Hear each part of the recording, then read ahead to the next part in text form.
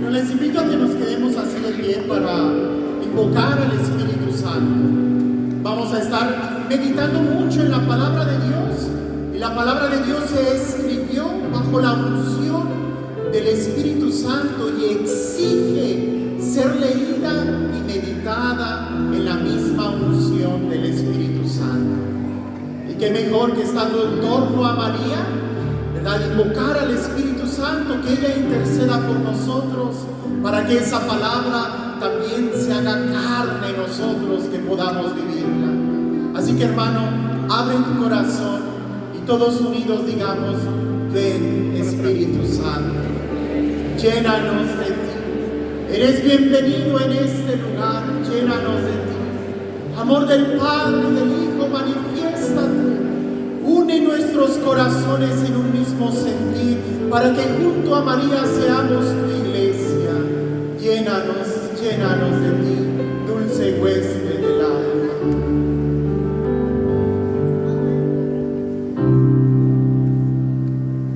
Sopla en mí, sopla en mí, Espíritu Santo. Sopla en mí, sopla en mí, sopla en mí, Espíritu Santo, sopla en mí, sopla en mí, sopla, Señor, sopla en mí, llénanos de ti, Espíritu Santo, a todos, sopla en tu presencia. Ayer ya pasó, necesito hoy, Espíritu Santo, sopla en mí. Sin ti nada soy, sin ti nada soy, hazme tu libertad. Espíritu Santo, sopla en mí. Dile, pueblo, sopla. Sopla en mí, sopla en mí, Espíritu Santo, sopla en mí, sopla en mí, sopla en mí, Espíritu Santo, sopla en mí. Para siempre, para shai,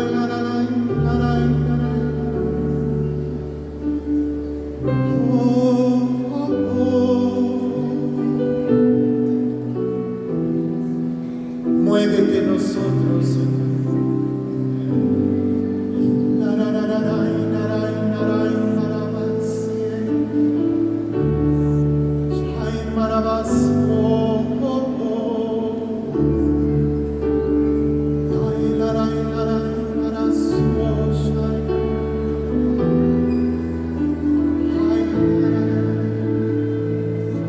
Que tu luz brille, Señor. Que tu palabra sea predicada con prodigios, señales. Que tu Espíritu siempre acompañe a tu iglesia. Llénanos, llénanos de ti. Para siempre. Virgen María, Madre nuestra, intercede por nosotros, para que a tu ejemplo podamos nosotros escuchar la palabra, meditarla, guardarla y junto contigo decir: he aquí los siervos, las siervas del Señor, que se cumpla en nosotros esta palabra. Gloria al Padre, al Hijo y al Espíritu Santo, como en el principio, ahora y siempre, por los siglos de los siglos. Amén. Muy bien, nos podemos sentar, pero prendamos las luces Si no, se me van a dormir y todavía es temprano. Bueno, yo a ustedes sé que están aquí casi en fe, ¿verdad? Porque ahora sí ya los veo, ¿verdad? Me gustó mucho el tema con el que iniciamos, el tema que dio el Padre Salvador, porque hablaba desde los principios bíblicos sobre por qué María es reina y por qué nosotros, como iglesia, la iglesia que Cristo fundó, María tiene un lugar muy importante. Pero algo que casi yo nunca escucho y que el Padre puso énfasis es citar algunos de los primeros cristianos, ¿verdad? Porque muchas veces nosotros decimos, ¿cómo era la iglesia primitiva? ¿Qué decían de María los primeros cristianos? No es algo que se nos haya ocurrido o que hayamos inventado, no. Está desde el inicio, ¿verdad? Los primeros cristianos ya honraban a María. Incluso en las catacumbas y en algunas imágenes muy antiguas o lugares muy antiguos, las primeras imágenes que se plasmaban, que dibujaban los primeros cristianos, son precisamente de María, ¿verdad? María con Jesús en esa relación. Una vez entendiendo ya ese contexto, el tema que a mí me toca compartir es cuál es la relación que tiene María con la iglesia. ¿Cuál es la relación que tiene María con la iglesia? Y déjenme les comparto algo, ¿verdad? Yo toda mi vida he sido católico, ¿verdad? Crecí en un ambiente muy católico. Y conforme yo iba creciendo y que iba entrando a la renovación carismática, a los grupos de jóvenes en la iglesia, tuve incluso la oportunidad de estudiar en colegio de religiosos, de monjas, ¿verdad? Siempre el rosario era algo muy importante. La imagen que yo tengo de mi abuelita era rezando el rosario. Mi abuelita siempre, todos los días, rezaba el rosario de una manera muy solemne, ¿verdad? Tenía una imagen en la casa, unas florecitas, encendía la vela, una veladora y rezaba el rosario. Pero muchas veces a lo largo del día yo veía a aquella viejecita con el rosario en las manos, moviendo los labios en silencio y pasando las cuentas. Entonces el rosario siempre ha sido, y la relación con María en mi vida siempre ha sido de una manera muy natural. Pero, y lo digo así, pero también he tenido la oportunidad de hablar con muchos hermanos, tanto católicos como no católicos, que son cristianos, y muchos de ellos me han dicho que tienen una especie de problema cuando se relacionan con María. Y yo no entendía muy bien la experiencia que ellos me decían, sino hasta que visité muchas parroquias que andaba de misiones y quizás pude entender un poquito el conflicto que les causa tener esa relación con María. Este tema, y no lo pierdan de vista, este tema es la relación que tiene María con la iglesia. Pero yo te pregunto a ti, ¿quién es la iglesia? ¿Quién? A ver, señale la iglesia, ¿verdad? ¿El techo? No, ¿dónde está la iglesia? Nosotros, tú eres la iglesia, yo soy la iglesia. Y ojo con lo que voy a decir. Cuando hablamos de la relación de María con la iglesia, a veces va a ser una relación muy buena y otras va a ser una relación muy mala. Depende de cómo esté la relación que tú tengas con María. Por supuesto que en este momento quiero hacer un paréntesis y decir, si yo me estoy refiriendo a la iglesia jerárquica, a la iglesia institucional, a la iglesia dogmática, al Vaticano, a los obispos, a los papas, a la liturgia, la relación es perfecta entre María y la iglesia.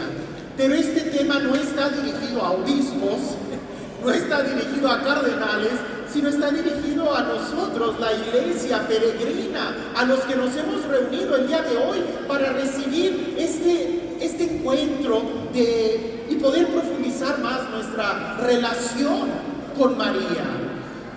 ¿Cómo es la relación que tenemos con María? Y yo les decía, sobre todo a algunos hermanos no católicos cristianos que se acercan a mí y hemos hablado y tenemos una bonita amistad, pero ellos decían, en algunos extremos, decían, es que pareciese que María en algunos lugares ocupa el primer lugar que Jesús. Y yo les decía, no, pero después yo veía algunos grupos y yo decía, ay caray, como que sí. E incluso ha habido algunos que me han dicho, no, yo soy guadalupano y después cristiano. No, ese sería un grave error. Si María te escuchara, te daría un coscorrón, ¿verdad? No, ese es un grave error. Primero está Jesús. Y Jesús, y hay que entender eso, nuestra fe es cristocéntrica. Pero el acercarnos a María y estar caminando con María nos va a ayudar, porque María señala a Jesús, como nos decía el Padre. María nos da un mandamiento. ¿Cuál es el mandamiento que María nos da? ¿Ya se les olvidó, no? ¿Cuál es? Hagan lo que Él les dice. ¿Quién es Él? Hagan lo que Jesús dice. Una persona que realmente sea bien guadalupano, bien mariano, es una persona que hace lo que Jesús dice. Es un ejemplo de cristiano. Es alguien que camina bajo la unción del Espíritu. Es alguien que está en comunión perfecta con la iglesia y que entiende muy bien cuál es el lugar de María. El segundo obstáculo que yo veo para muchos es de que a veces reducimos a María a una imagen. Y María no es una imagen. Yo lo sé, a muchos les va a conflictuar y no les va a gustar escuchar esto, sobre todo el sacerdote católico. Créanme, yo amo mucho a María, ¿verdad? Por supuesto, pero María no es una imagen. Las imágenes nos ayudan a evocar, nos ayudan a recordar. Por ejemplo, seguramente muchos de ustedes tienen algunas imágenes en su cartera o fotografías en el celular, pero una fotografía no es tu ser querido, ¿verdad? O sea, tú no vas a cambiar a tus hijos por una fotografía de tus hijos. No, la fotografía te ayuda a recordar a tus hijos. Las imágenes nos ayudan a recordar, a evocar, a despertar en nosotros sentimientos, así como las fotografías. Pero la fotografía no es tu ser querido. A veces entramos en un conflicto porque pensamos y reducimos una espiritualidad mariana a una espiritualidad de solamente imágenes. Y eso es un grave error. Por ejemplo, y hay que entender, hay que educarnos, ¿verdad? La presencia de Jesús en Eucaristía ¿es una imagen? No, por supuesto que no. La presencia de Jesús en Eucaristía es Jesús mismo. Si yo tengo la imagen de un crucifijo, la imagen del buen pastor o la imagen del Sagrado Corazón, esas son imágenes. Pero la presencia de Jesús en Eucaristía no es imagen y no la podemos poner a la par de cualquier imagen. No, es Jesús en Eucaristía, es un sacramento, ¿verdad? Y hay que distinguir, porque a veces, y sí, yo los abrazo con mucho cariño, ¿verdad? Cuando recibimos una imagen, cuando decimos, está entrando María, y entra una imagen, bueno, está entrando la imagen de María. Yo espero que ya esté en tu corazón, ¿verdad? Que ya tengas ahí. En este tema quiero hablar de cómo purificar, cómo entender, cómo realmente aprovechar los beneficios que nos da tener a María en nuestro corazón. Cómo poder entender el por qué Jesús nos la dejó como nuestra madre y cuál es la relación que yo debo de tener con ella, cuál es la relación que Jesús quiere yo tenga con María, su madre, que es también ahora mi mamá, ¿verdad? Mi madre. Para eso es importante que podamos recordar algunos textos bíblicos que nos hablan de las primeras comunidades cristianas. Por cierto, ¿traen su Biblia? ¿Sí? A ver, saquen su Biblia, vamos a desempolvarla. Vamos a ir viendo algunos textos bíblicos que nos hablan de la imagen de la primera comunidad cristiana. Y lo más claro de lo que es la comunidad cristiana lo encontramos en Hechos de los Apóstoles, capítulo 1, versículos 10, 14, y luego nos vamos a brincar a Hechos, capítulo 2, versículos del 42 al 47. Empiezo leyendo Hechos capítulo 1, versículo 10. Ahora, si recuerdan la primera comunidad cristiana, los primeros cristianos, la imagen de los primeros cristianos, pues prácticamente la tenemos después de que Jesús resucitó.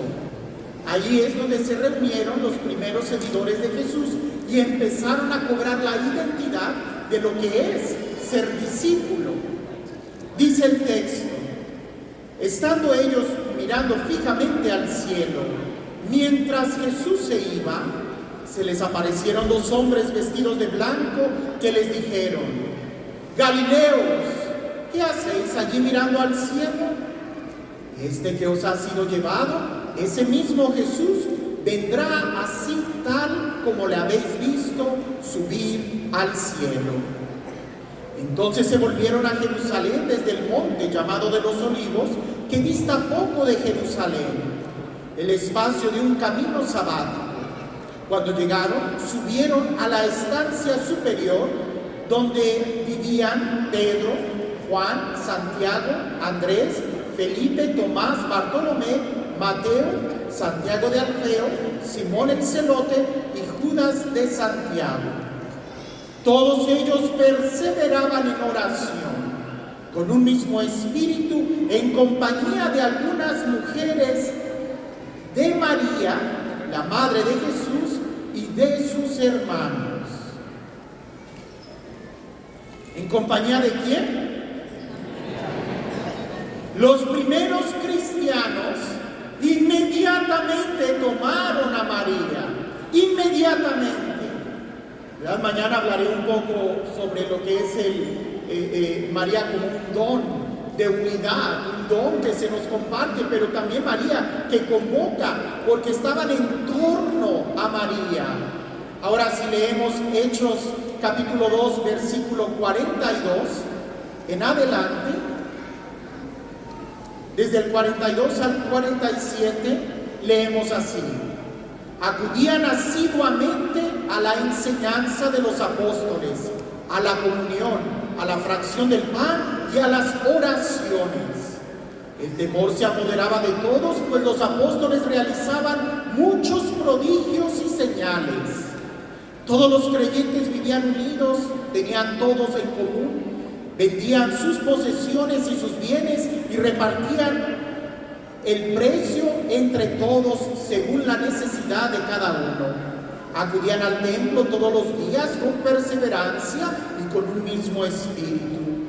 Partían el pan por las casas y tomaban el alimento con alegría y con sencillez de corazón, alabando a Dios y gozaban. Dice, y gozaban de la simpatía de todo el pueblo. El Señor agregaba cada día a la comunidad a los que se habían de salvar. Si yo les dijera con estos dos textos, díganme características de la primer comunidad cristiana, nosotros tendríamos que decir: estaban unidos, compartían el pan, compartían oraciones, hacían obras de caridad. ¿Qué más? Estaban abiertos a que más hermanos entraran. Dios iba agregando, pero indudablemente el factor número uno que ahí está es que estaban con María. Es muy claro, y el padre nos lo mencionaba en el primer tema, los primeros cristianos jamás rechazaron a María. Al contrario, lo vamos a ir meditando cada vez más. María estaba presente.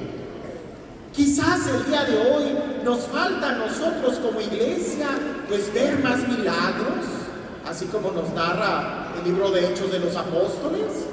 Quizás nos falta ver más momentos de oración fuerte. Quizás nos falta todos juntos asistir más a la misa, predicar la palabra de Dios. Pero lo que no nos debe de faltar es la presencia de María, porque eso nos da una identidad de ser cristianos. De la misma manera que si nos faltara lo que les acabo de mencionar, algo quedaría incompleto. Pero un cristiano que no ama, pues no es cristiano. Un cristiano que no va a misa, pues no es cristiano. De acuerdo al texto que leímos, no es cristiano. Pero un cristiano que no ayuda a los demás, que no escucha la palabra de Dios y que no la predica, pues no es cristiano. Un cristiano que tampoco tiene a María presente, pues tampoco es cristiano. Algo le falta a esa comunidad. Por eso toda comunidad tiene que tener una especie de relación y amistad con María. Pero leamos ahora el Evangelio de San Juan, capítulo 19, y vamos a darnos cuenta qué es lo que hay en el corazón de Jesús, cuál es la intención, pudiéramos decir, de Jesús al querer dejarnos a María. Nuevamente, no es algo que se le acaba de ocurrir al Papa Francisco. No es algo que se le ocurrió hace 500 años a algún obispo. No. La relación con María está estipulada por el mismo Jesús en su vida cuando Él estaba caminando aquí en la tierra, y está plasmada en el Evangelio y en el testimonio de los primeros cristianos. ¿Ya tienen el texto? Es un texto bíblico que ya no lo deberíamos de saber de memoria. Es muy sencillo, muy breve, pero es muy importante. Estamos en el capítulo 19, versículo 25 del Evangelio de San Juan. Dice así: junto a la cruz de Jesús estaba su madre y la hermana de su madre, María, mujer de Cleofas, y María Magdalena. Jesús, viendo a su madre y junto a ella al discípulo a quien amaba, dice a su madre: mujer, ahí tienes a tu hijo. Luego dice al discípulo: ahí tienes a tu madre. Y desde aquella hora el discípulo la acogió en su casa. Ya lo habías escuchado, ¿verdad? Por eso no tienen cara de ¡wow! A ver, hagan esa cara así como si fuera la primera vez que lo habías escuchado.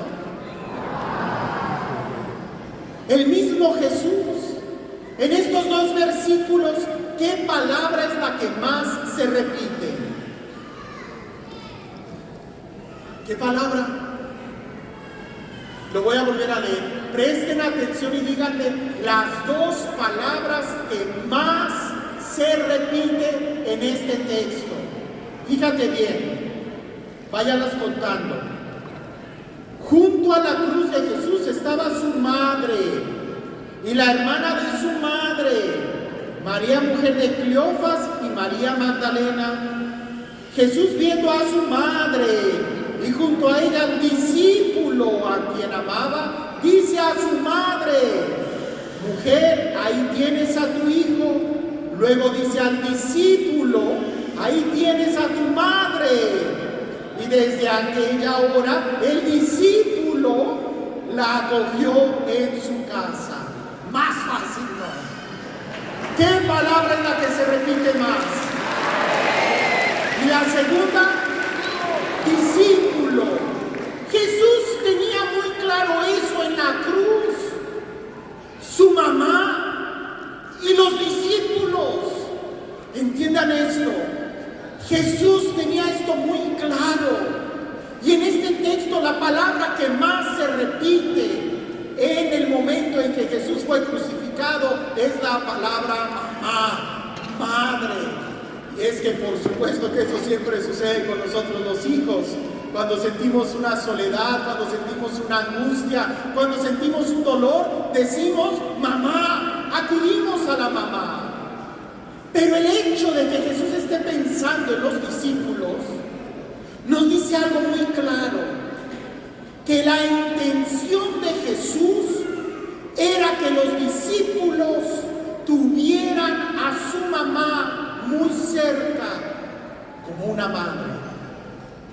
Por ahí dicen que lo más valioso se entrega al final. Por ejemplo, el testamento, ¿verdad? Todos los bienes materiales se entregan al final, ya cuando la persona muere, entregan lo más valioso.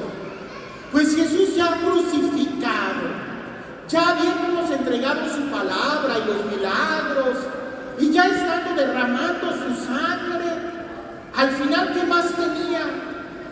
Nos deja su testamento, nos deja lo que todavía tenía Él. ¿Y eso qué fue? A María como nuestra madre. Escúchalo bien. Jesús, habiendo entregado humanamente toda su palabra, todo su sudor, y pudiéramos decir su cansancio, porque había momentos en donde Jesús quería retirarse a lugares solitarios, habiéndonos predicado del Padre, que es un Padre amoroso, un Padre lleno de misericordia, habiendo dado todo, al final, estando Él desnudo, clavado en la cruz, derramando su sangre, a punto de expirar, de morir, nos deja lo último que tenía, y que indudablemente para un hijo es lo más importante: a la mamá, a su mamá, y nos la deja a nosotros.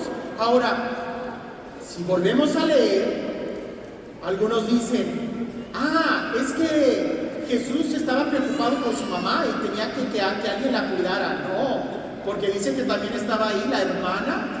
¿De quién? Le hubiera dicho: tía, ahí te encargo a mi mamá. Pero no, se la deja al discípulo. Y si hubiera sido solamente un encargo, hubiera sido suficiente con que le dijera a Juan: Juan, te encargo a mi mamá. Pero no, son las últimas palabras de Jesús, y se dirige a María. Y le dice Jesús a María: ahí está tu hijo. Le está diciendo Jesús, quien es Dios, le dice a su mamá: ahí está tu hijo, cuídalo también. Y también le dice a Juan: ahí está tu madre, recíbela.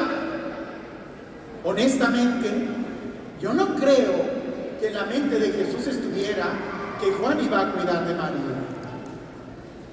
Más bien creo que en la mente de Jesús está que María tiene que cuidar a Juan, tiene que cuidar a los discípulos, y lo voy a decir a continuación en otros textos bíblicos, pero esto tiene que quedar muy claro.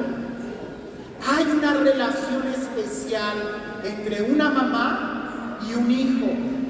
Hay una relación especial de cuidado y de protección.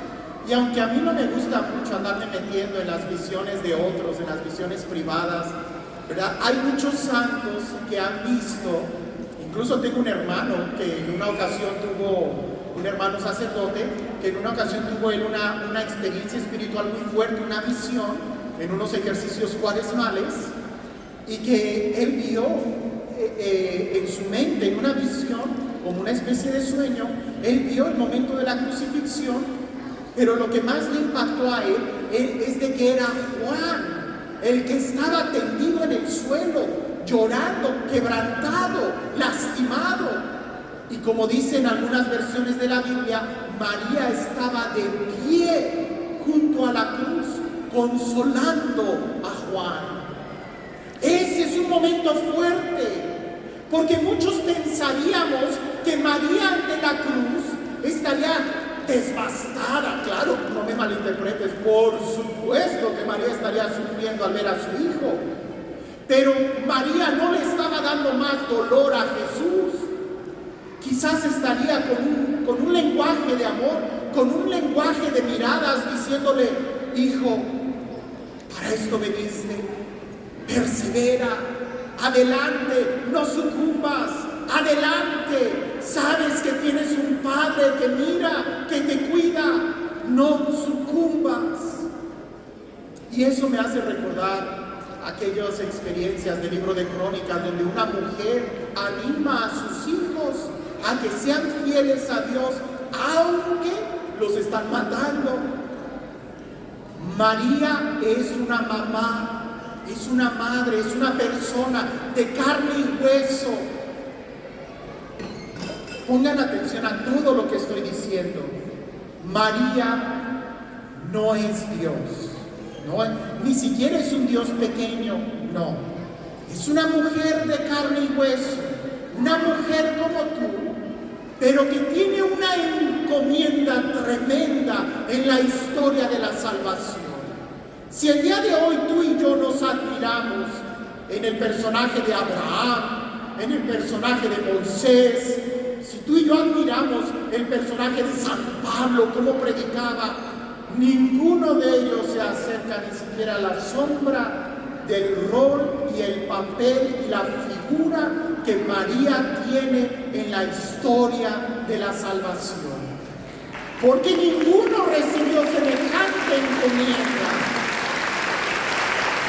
Pero para que nosotros podamos realmente entender, para que podamos realmente aprovechar la bendición que Jesús nos está dejando en la cruz, hay que entender que María no es Dios, no es un pequeño Dios, no es una divinidad, no. María es una mujer de carne y hueso, y desde ahí, cuando nosotros nos acercamos a ella e invocamos su intercesión, es donde podemos realmente sacar un provecho. Porque ella también sufrió, ella también caminó, ella también sufrió persecuciones y angustias y todo lo que una mujer pasa. Ella entiende muy bien, ¿verdad?, cuál es nuestra situación actual, y ella entiende muy bien quién es Jesús y lo que puede hacer por nosotros.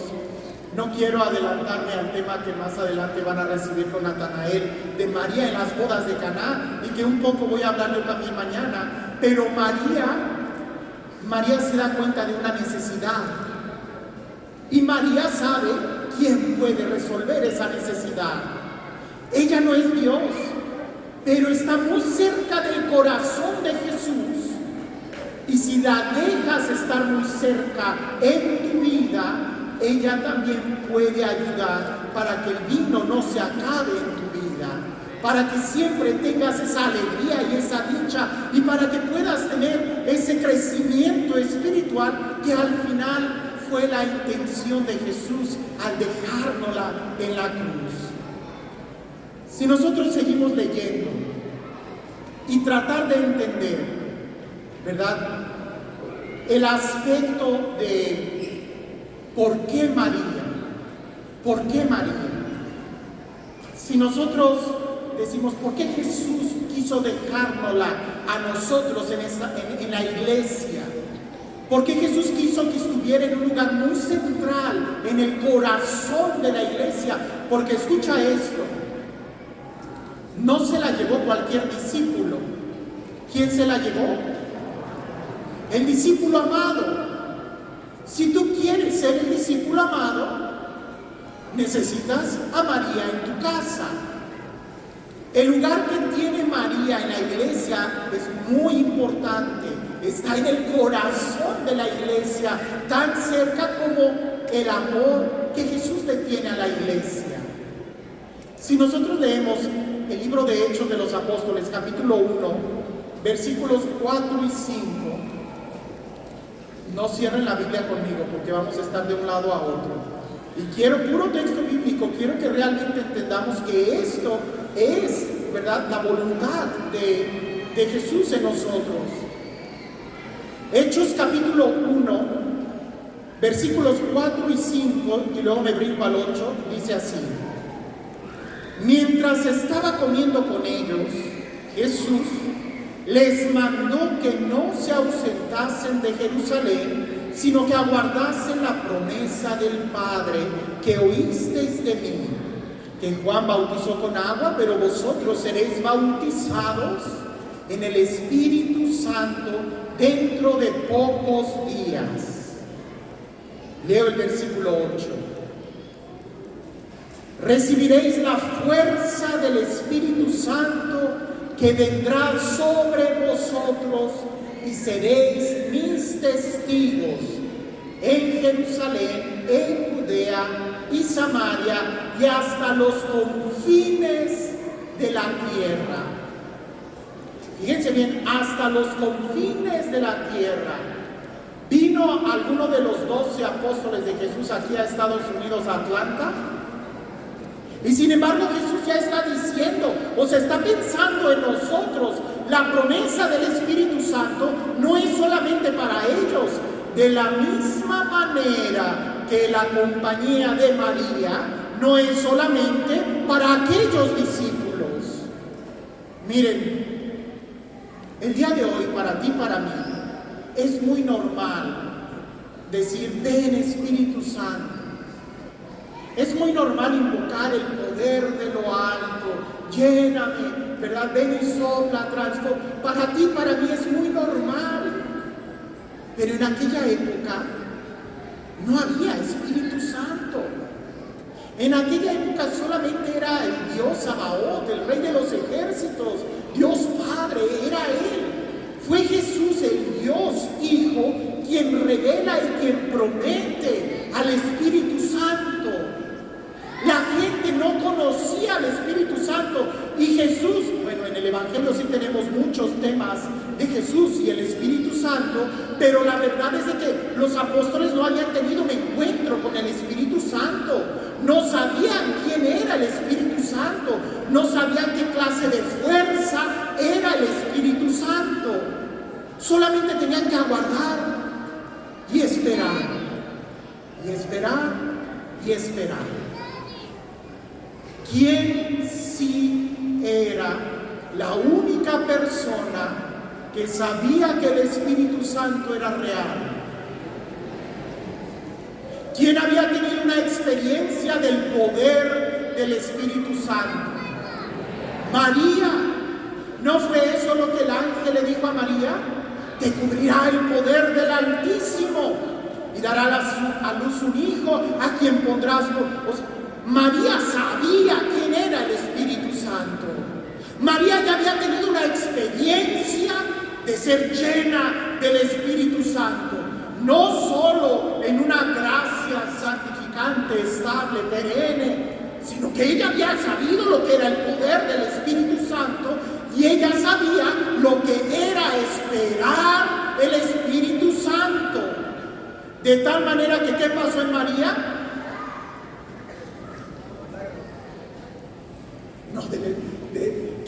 ¿Qué pasó con María? ¿Ustedes sí son católicos o no? Cuando el ángel le anunció a María qué sucedió, ella concibió en su vientre a Jesús por obra del Espíritu Santo, ¿verdad? Concibió a Jesús por obra del Espíritu Santo. Así que si alguien sabía lo que es esperar al Espíritu Santo, si alguien sabía lo que es el poder del Espíritu Santo, si alguien sabía lo que es la fuerza del Espíritu Santo, ¿quién era? Los discípulos ahí todos reunidos diciendo, pues que esperemos al Espíritu Santo, que esperemos el poder de lo alto. ¿Y qué es ese poder? Y María dice, pues mira, no sé, pero cuando vino yo quedé embarazada. Así que prepárate. Y efectivamente, cuando los discípulos recibieron al Espíritu Santo, fueron testigos del poder de Dios. María es testigo del poder de Dios. María es testigo de lo que es ser lleno. Mira, nadie en esta tierra, por supuesto haciendo a un lado a Jesús, nadie ha sido tan lleno, con ese poder abrazador del Espíritu Santo como María, porque ella engendró la salvación, en ella creció la salvación. A veces nosotros pensamos que el Espíritu Santo es un escalofrío, es un fuego, es calor, no, es fuerza, es poder, pero ¿para qué? Para ser testigos, para ser testigos. A María le costó mucho. Muchos piensan que el rol de María debe haber sido muy fácil. Ay, ya soy la madre del Señor, entonces por favor póngame la carpeta roja para caminar. Pero no, ella también, igual que tú, tuvo que ir descubriendo qué significaba todo esto. Y lo dice la palabra de Dios. Ella guardaba en su corazón, no entendía, pero guardaba en su corazón. A veces nosotros no vamos a entender, y eso es normal. Los discípulos no entendían, no sabían, no comprendían. Incluso Jesús les decía: tengo muchas cosas que decirles, pero no van a entender. Se los revelará el Espíritu Santo. Pero Jesús se va y el Espíritu Santo todavía no llega. ¿Quién es el que los anima? ¿Quién es el que les da fuerza, el que los orienta? María, que era quien tenía la experiencia, quien era quien conocía, quien era la llena de gracia. Ahora, hay otros textos. Primer objetivo: ¿por qué Jesús nos deja a María? Porque ella nos enseña cómo relacionarnos con el Espíritu Santo. Porque ella, la llena del Espíritu Santo, nos anima y nos motiva a esperar el poder de lo alto. Ella es la primera. Si nosotros vamos al Evangelio de San Juan, capítulo 16. En el Evangelio de San Juan vamos a ver algunas advertencias que Jesús da a los cristianos. Y este texto, aunque muchos o muy pocos lo pueden relacionar con María, es importante que podamos ver el por qué Jesús estaría pensando esto. Dice el Evangelio de San Juan, capítulo 16, versículo 33, y luego me voy a regresar al versículo 20 y 23. Empiezo con el versículo 33. Dice Jesús: os he dicho estas cosas para que tengáis paz en mí. En el mundo tendréis tribulación, pero ánimo, yo he vencido al mundo. Nos vamos al versículo 20 y 23. En verdad os digo, que lloraréis y os lamentaréis. El mundo se alegrará, estaréis tristes, pero vuestra tristeza se convertirá en gozo. Escucha, la mujer, cuando va a dar a luz, está triste, porque le ha llegado su hora. Pero cuando ha dado a luz al niño, ya no se acuerda del aprieto, porque el gozo de que ha nacido un hombre en el mundo. También vosotros estaréis tristes ahora, pero volveréis a veros y se alegrará vuestro corazón, y vuestra alegría nadie os la podrá quitar. Aquel día no me preguntaréis nada. ¿Qué dice Jesús? En el mundo allá afuera va a haber tristeza, va a haber dolor, va a haber problemas, la gente se va a alegrar en hacerles daño. Pero ¿cuál es el consejo que nos da? Mira a la mujer cuando va a dar a luz. Acércate a la mamá, acércate a una madre. Ella sabe muy bien que el dolor es pasajero.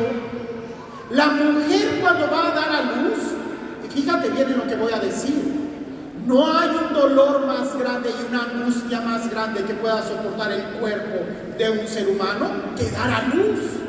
En ese momento los doctores dicen el umbral del parto es Es el dolor más grande que pueda tener una mujer.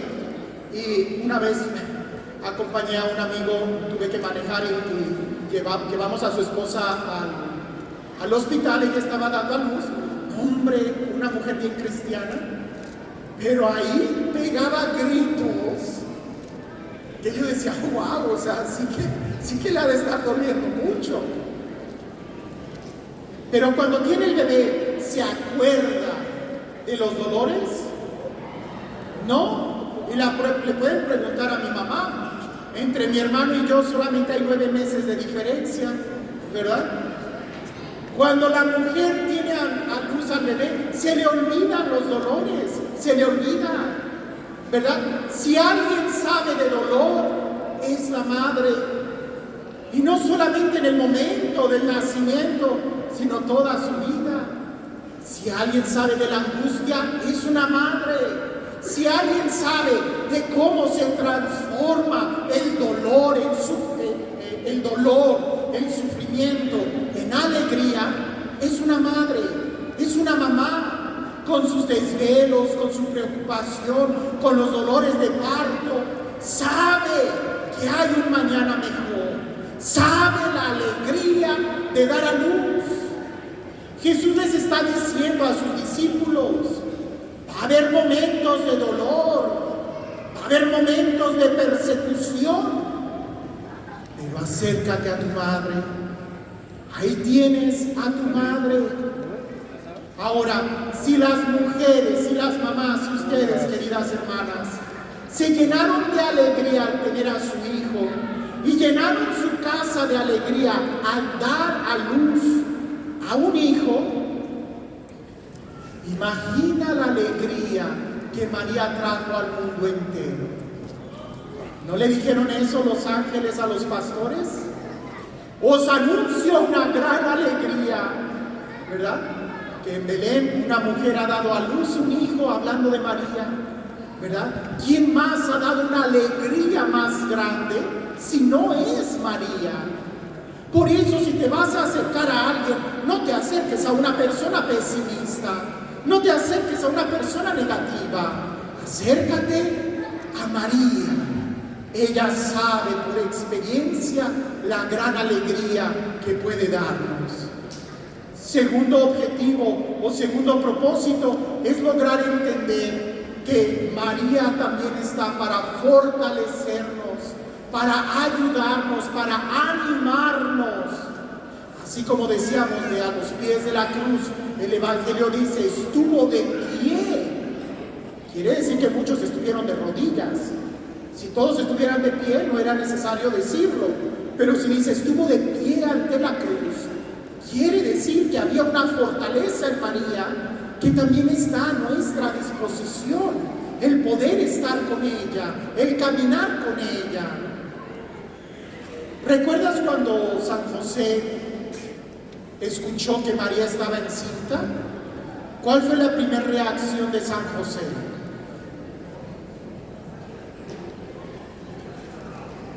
Ay, válgame, yo creo que no son católicos, me equivoqué. ¿Verdad?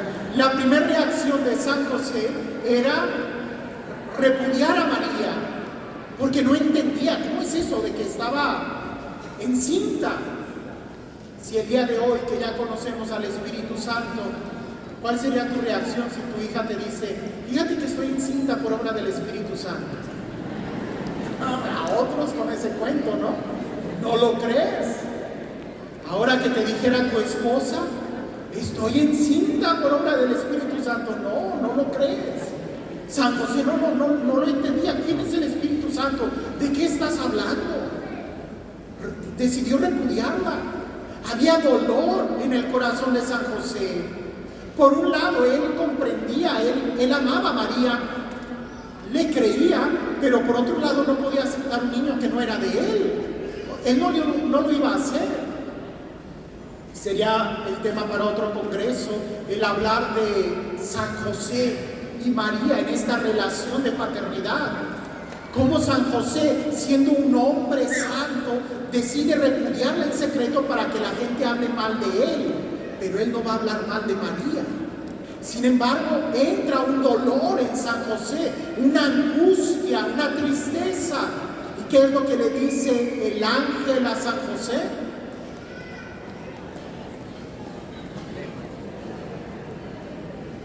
Dice: no temas tomar contigo a María, porque lo engendrado en ella es obra del Espíritu Santo. No temas.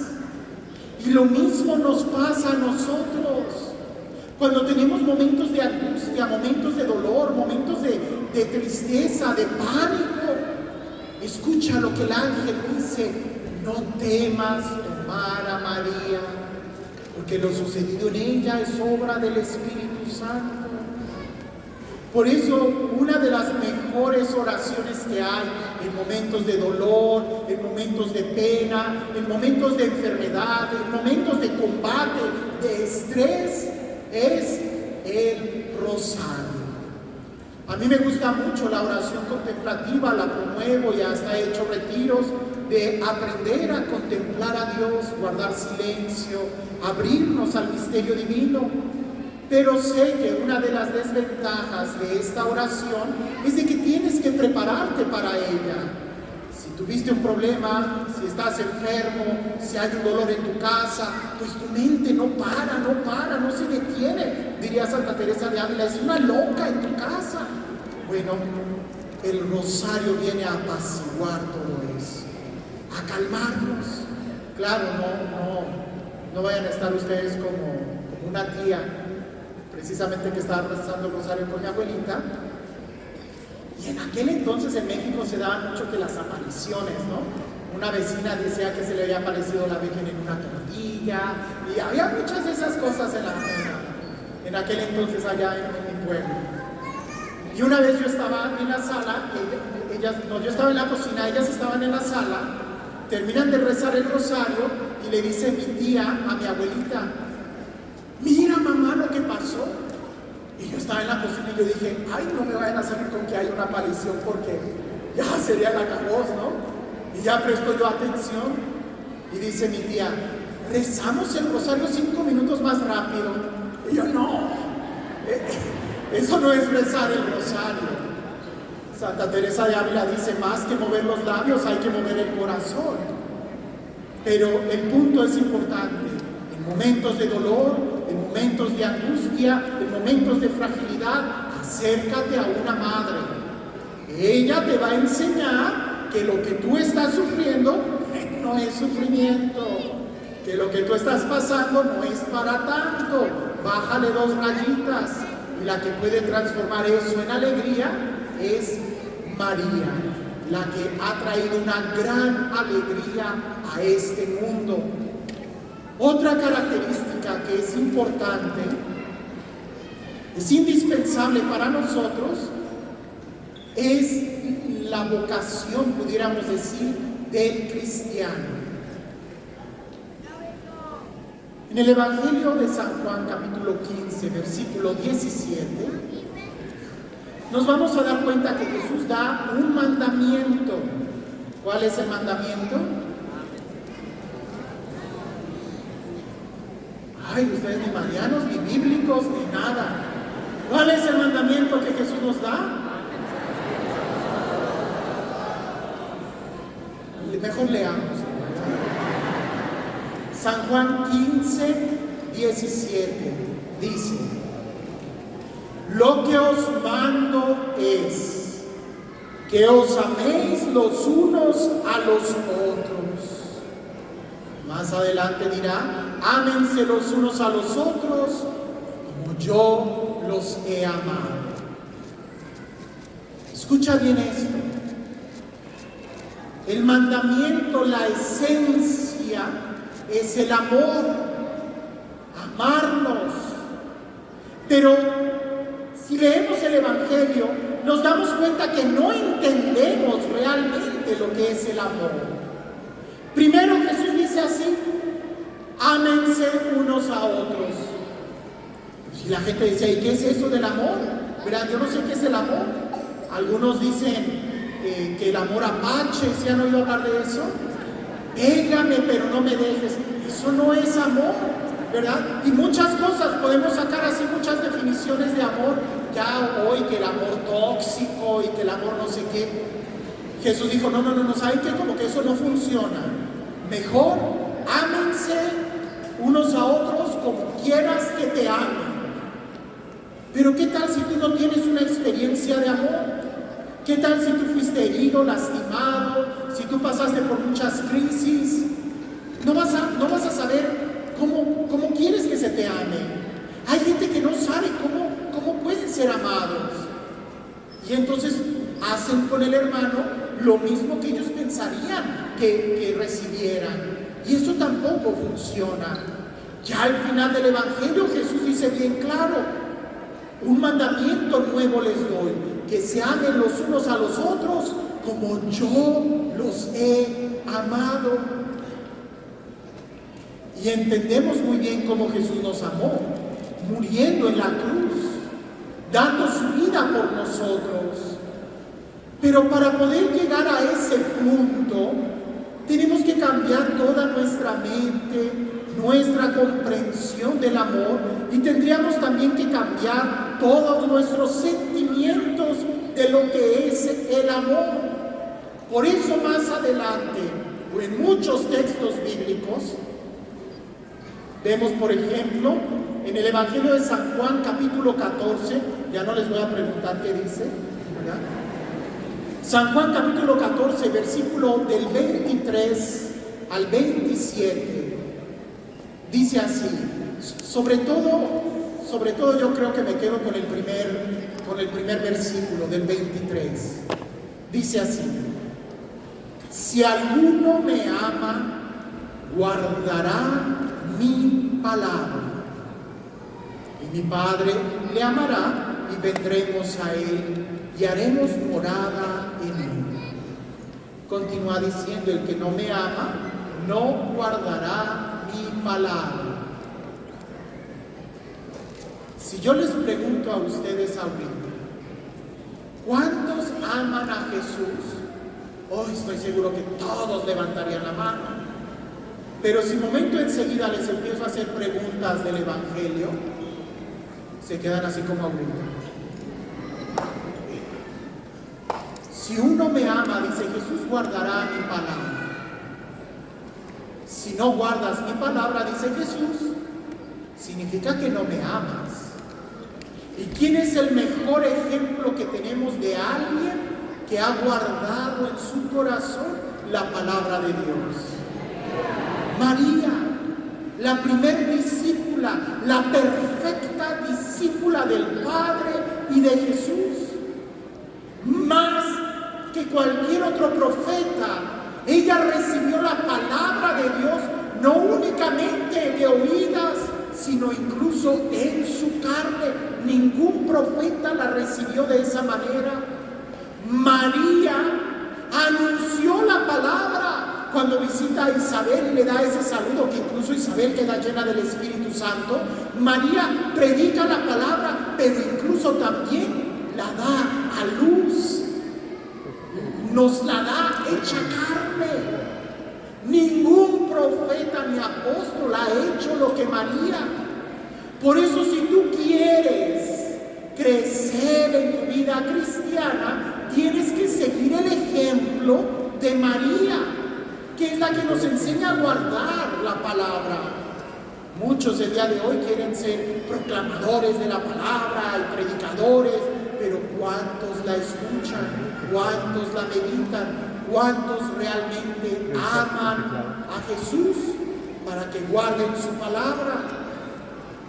En Lucas 1:38, ¿qué es lo que le dice María al ángel? Lucas 1:38. ¿Ya la tienen? No, está en el Nuevo Testamento.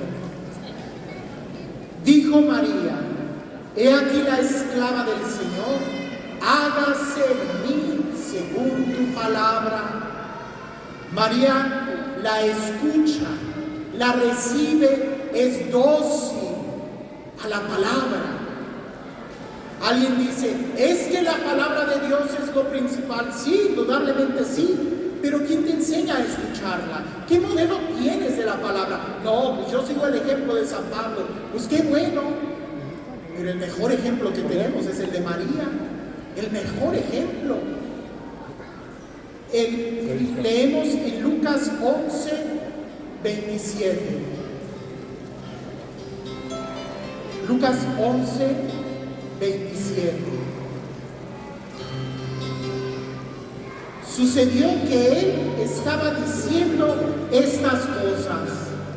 A mí me gusta mucho este texto, porque no nos dice de qué estaba predicando Jesús. No dice qué estaba diciéndonos Jesús. El texto solamente dice, Jesús estaba diciendo estas cosas. ¿Qué cosas? No lo dice, pero por el grito de una persona en la congregación nos podemos enterar de qué era lo que Jesús estaba hablando o de quién estaría hablando. Presta atención. Sucedió que estaba él diciendo estas cosas cuando alzó la voz una mujer de entre la gente y dijo: dichoso el seno que te llevó y los pechos que te criaron. Pero él dijo: dichosos más bien los que oyen la palabra de Dios y la guardan. Haz una pausa, piensa en tu mente. ¿De qué estaría hablando Jesús para que una mujer dijera: dichosa tu mamá, dichosa esa mujer que te vio crecer, dichosa esa persona de quien estás hablando de esa manera? Qué orgullosa debe de ser esa mujer a la que llamas mamá. ¿Y qué le contesta Jesús a esa mujer?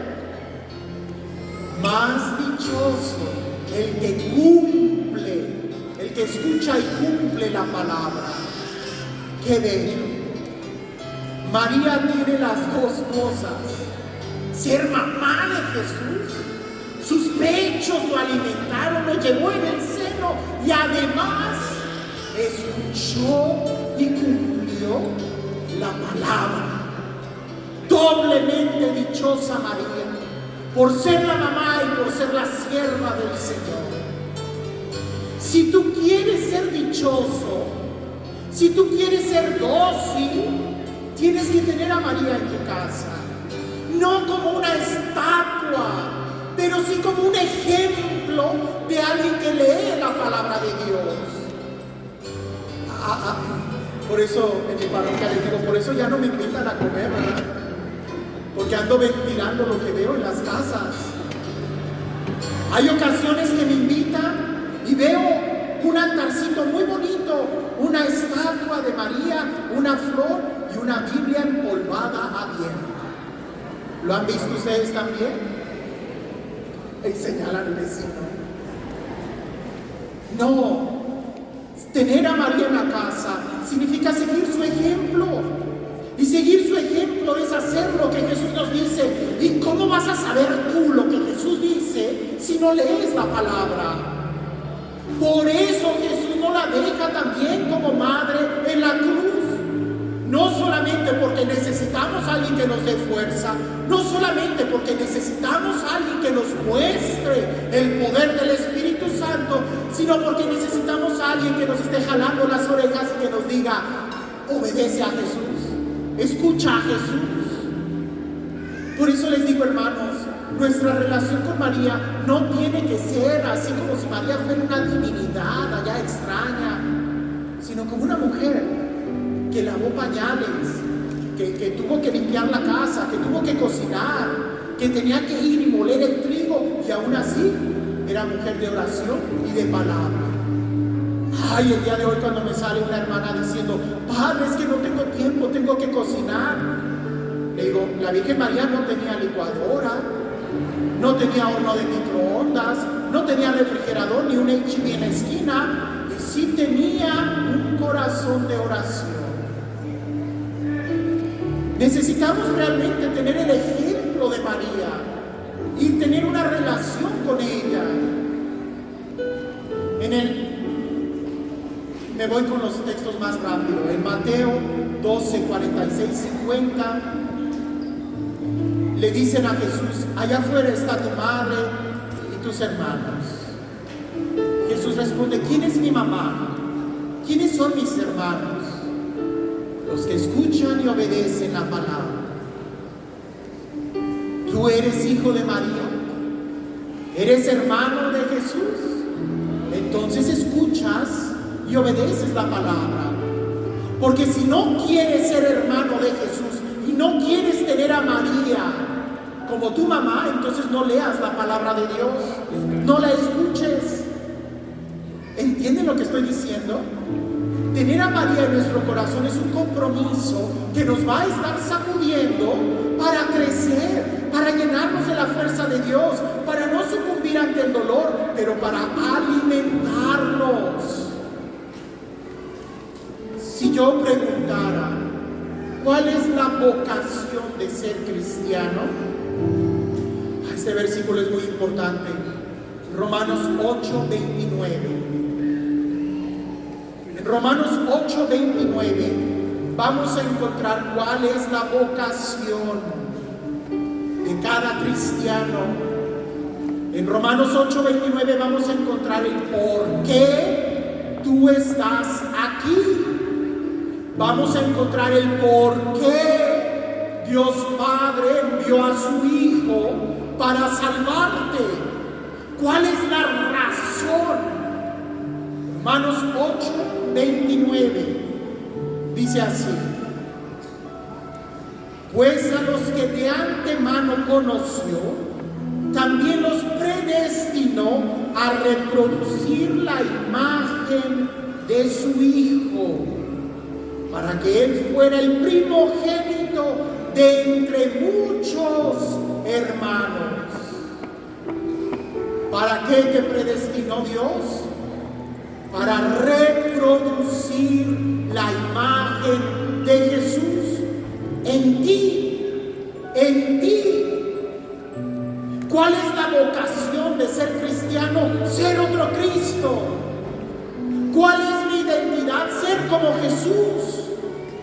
Y piensa esto: si la vocación, si el propósito es de que tú seas otro Cristo aquí en la tierra, reproducir la imagen de Jesús el día de hoy, pensando en el concepto de imagen, hay dos opciones para hacer una imagen. La primera opción es como las imágenes de madera o de mármol, que son a golpe de cincel y martillo, o en la madera, estar tallando la madera. Pero ¿qué pasa con el golpe del cincel y martillo? Es cansado, es lento y es peligroso, porque un mal golpe, ¿y qué sucede? Echaste a perder la piedra. Nosotros tenemos que reproducir la imagen de Jesús en nosotros. Tú eres como esa piedra o ese pedazo de madera, y hay que estarnos dando golpes para que la gente vea en nosotros a Cristo. Como San Pablo dice: ya no soy yo el que vive, sino que es Cristo quien vive en mí. Pero la otra opción que tenemos para hacer una imagen el día de hoy es como una arcilla, es como el alfarero, o las imágenes que son como de yeso. Pero ¿qué se necesita? Un molde. Tú tienes el molde, y en la parte de abajo usualmente se vierte todo el líquido, toda la arcilla, y luego se deja hornear, y ya después sale, abres el molde y ya tienes la imagen. ¿Qué se necesita ahí? Ser dócil. ¿Y cuál es el molde? En donde Jesús creció, en donde Jesús tomó la carne, de quién aprendió Jesús a orar, de quién escuchó las primeras oraciones, de María. Por eso tú tienes dos opciones en tu vida. Una, tratar de ser cristiano sin María, y eso significa a golpes que te dé la vida, que Te pueden herir, lastimar y echar a perder, tú sabes. Pero la otra opción es entrar al molde, al mismo molde de quien fue el primogénito, el primero, Jesús, y de él muchos otros. Con María es muy fácil, porque María nos recuerda las virtudes, nos inspira las virtudes. Nuevamente, María no es Dios, pero qué tremenda ayuda nos ha dejado Jesús al dejárnosla como madre. Cuando te acerques a María, acércate a aquella mujer que quiere abrazarte como tu mamá, aquella mujer que quiere jalarte las orejas como tu mamá, aquella mujer que te recuerda que tienes que hacer lo de Jesús. La relación de María con la iglesia, contigo, no es solamente estática, sino que tiene que ser viva. Y es ahí donde nosotros podemos sacar todo el provecho espiritual para reproducir en nosotros la imagen de Jesús. Te invito a que te pongas de pie y que cierres tus ojos.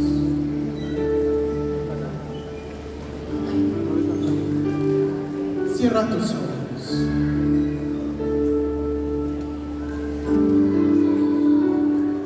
La palabra que más pronunció Jesús era madre, era mamá. Porque de ella él aprendió que había un Padre amoroso, que había un Dios. María nos señala a Jesús. María es la estrella que nos ilumina en el camino. María es el arca de la alianza, donde en ella está precisamente el Salvador, la alianza. Es el primer sagrario.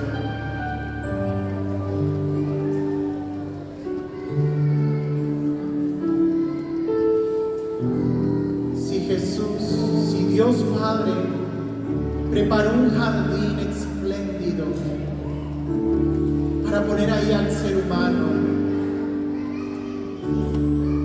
a quien llamó paraíso, indudablemente preparó ese seno virginal de María para su Hijo amado, a quien llamó María, la feliz, la dichosa.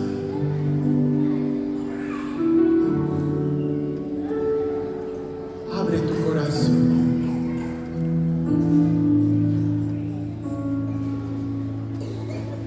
María, mírame. María, mírame. Si tú me miras, Él también me mirará. Madre mía, mírame. De la mano llévame muy cerca de Él, que ahí me quiero quedar. María, mírame. María, mírame. Si tú me miras, Él también me mirará. Madre mía, mírame, de la mano llévame muy cerca de Él, que ahí me quiero quedar. María, cúbreme con tu manto, que tengo miedo y no sé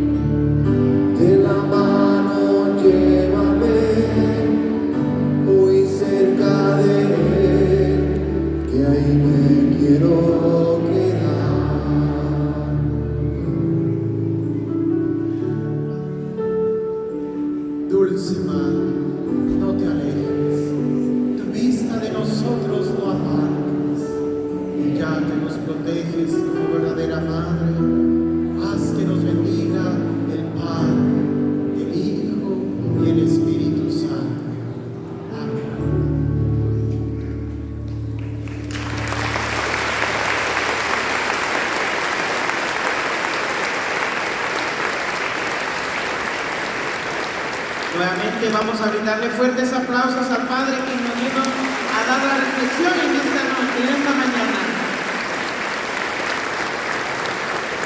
Ya pueden tomar asiento.